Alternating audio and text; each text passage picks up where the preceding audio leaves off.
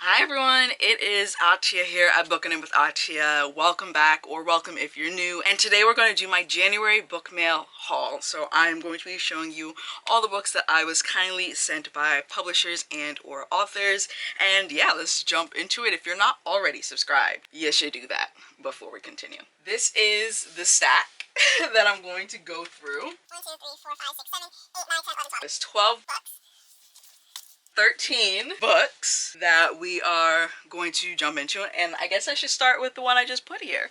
So this is Tales of the Celestial Kingdom by Sue Lin Tan. Moment of appreciation for this absolutely stunning cover. So this is a collection of stories from the world of Daughter of the Moon Goddess and Heart of the Sun Warrior.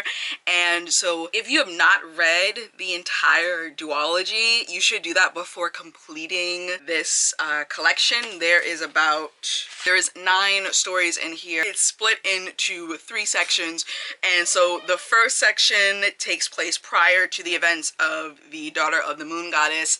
The second section takes place during the events of the duology, and then the third section, it takes place after the conclusion of the duology. And yeah, I'm really enjoying this so far. I'm about 2/3 of the way through and already really loving the writing. And thank you to Harper Voyager for a finished copy. Next up, we have Dysfunction Junction by Robin W. Pearson. This one, I'll just read the little blurb. When 3 women receive an unexpected phone call that leaves them reeling, they have no other choice but to reckon with a lifetime of memories they've long tried to bury.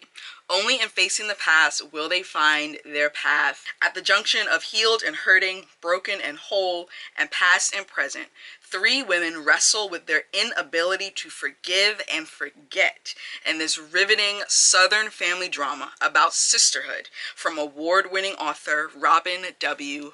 Pearson. And thank you so much to Tyndale for a finished copy. Then we have The Davenports. This was sent to me by Penguin Teen. This one this is actually the paperback copy because it's being released in paperback in anticipation for the sequel that we are also getting pretty soon. This is about a wealthy black family in, I believe, the 1930s and 1910s, and it's like messy and it's full of drama, and I'm really looking forward to finally reading this. I've had it on my radar for a while, so with the sequel coming out, I do want to prioritize to getting to this one. Then from Mindy's Book Studio, we have Almost Surely Dead by Amina Akhtar. This one is a thriller about a woman who escaped her kidnapping, and so she lives through it, but then someone else attempts to take her life again at least once, and so she's trying to figure out like why she's being targeted. And that's all I want to know because again, this is a thriller, so I don't want to know too much and spoil it.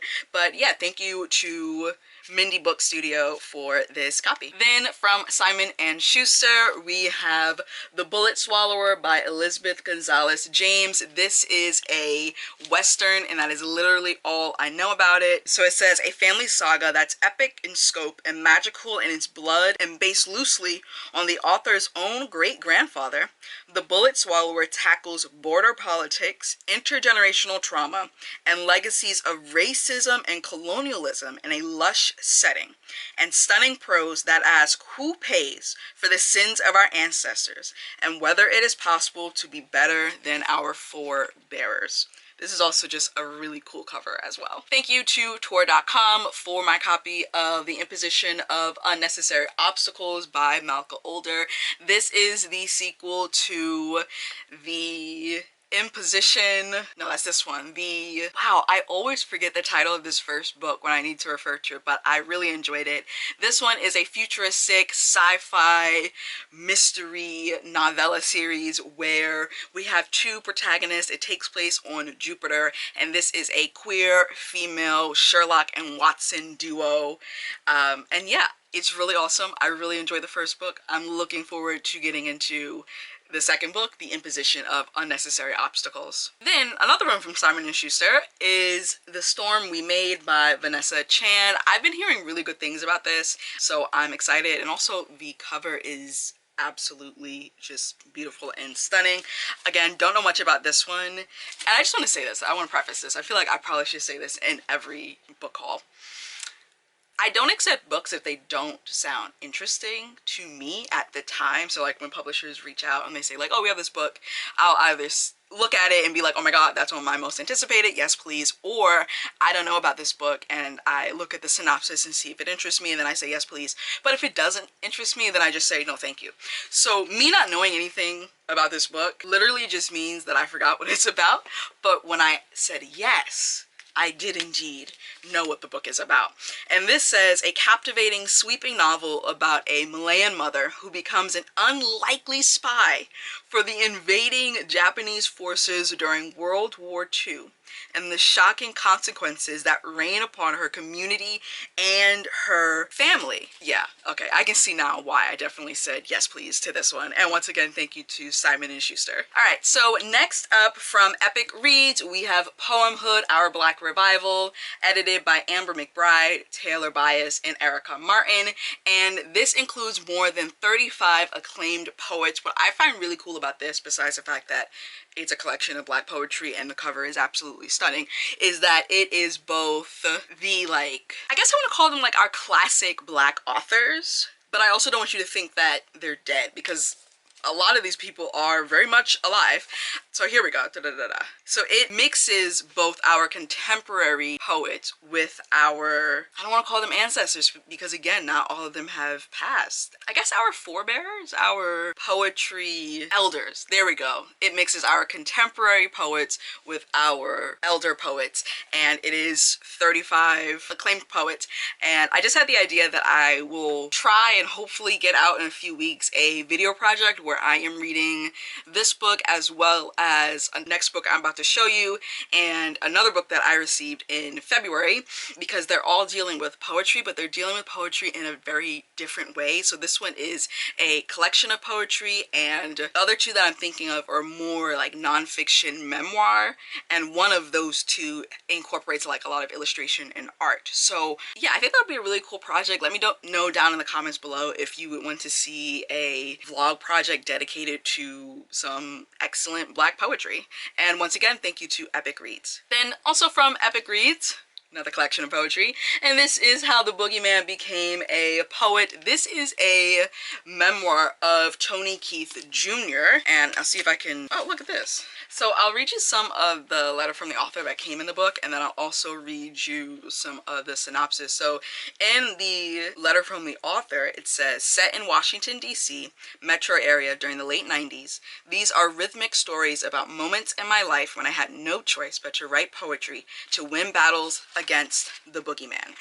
I explain how I developed a fear of being too black or too soft to feel safe, and about not having language to describe systemic racism, poverty, homophobia, and white supremacy. Just put this letter back in here. So it says, Tony Keith Jr. delivers his electrifying memoir in verse debut with spellbinding lyricism and raw honesty as he explores the layers of his identity, transforming from a closeted black teen to an openly gay first-generation college student who finds liberation and power through poetry, hip-hop, and spoken word. So yeah, I'm definitely very excited for that poetry idea that I just had.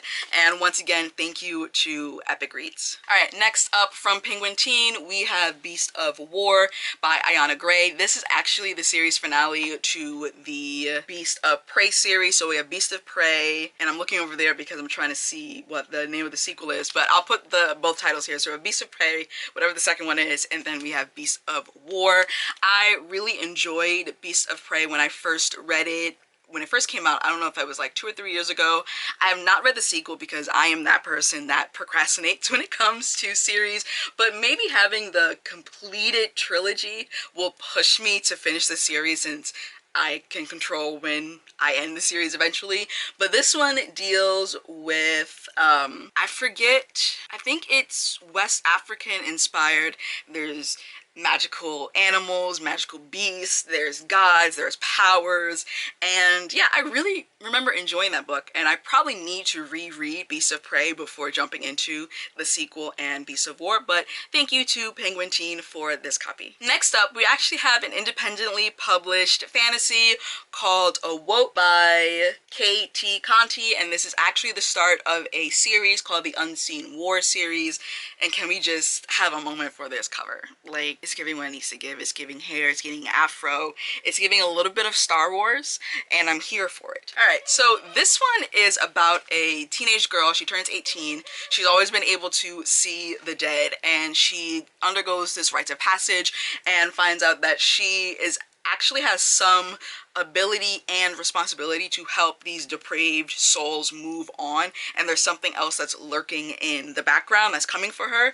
And yeah, I'm looking forward to reading this. I've been trying to not only find independently published books, but also read them so that I can tell you about them and review them, and so that's just like, that is one of my goals for 2024, and so this one is definitely on the list of books that I need to get to, especially my independent fantasy collection. I have so many indie fantasy books that I just keep collecting, and some of them I read, but I haven't read some in quite a while, so I need to just like get back into that and yeah, just get back to it and spread the love for indie published authors. The second to last book is a nonfiction book, and this is HBCU Made, a celebration of the Black college experience, and this is edited and with an introduction by Alicia Rasco.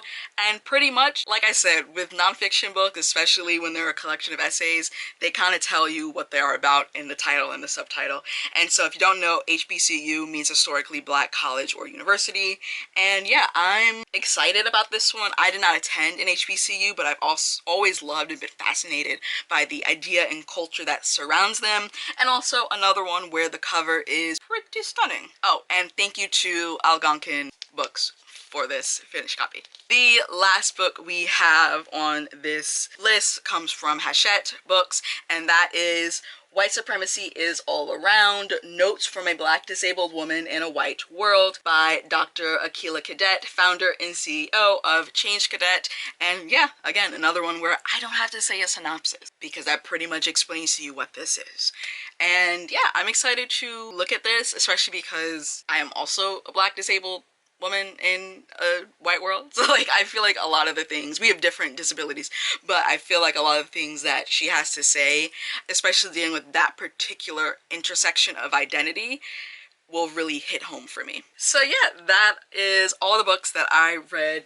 So yeah, those are all the books that I received from publishers and authors in the month of January. Oh my goodness. Thank you so much for watching. Let me know which ones that I received were already on your radar and that you're excited about. Make sure to give this video a huge thumbs up, subscribe if you haven't already, and make sure to click the notification bell so you're notified every time I release a new video. You can find the links to all of my socials down below, as well as a link to my book club, Bibliophiles Unite, and my Pango Book storefront and my Etsy shop, and I will see you in another video.